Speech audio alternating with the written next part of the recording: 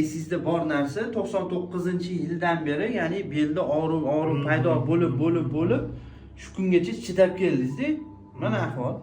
Assalomu alaykum sizlarni kuzatib boruvchilar. Mana hozir akamlar keldilar.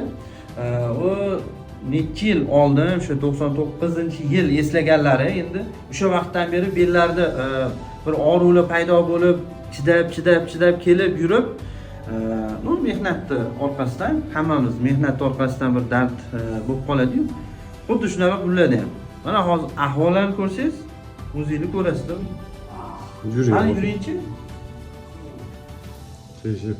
Qiyshayib qolganlar.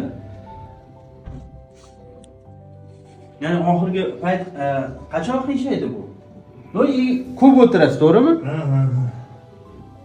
Ishlari endi ko'p o'tirish bilan bo'lgan. Bel og'risa ham o'tirib xizmat qilganlar-da. Xizmat qilganlar. Shuni hisobidan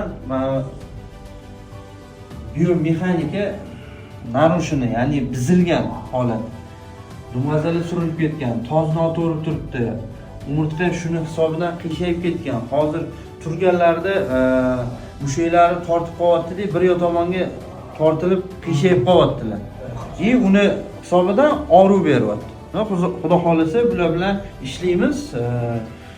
Keyinchalik bular bilan ishlaganimizdan keyingi holatni kuzatib ko'rib boringlar.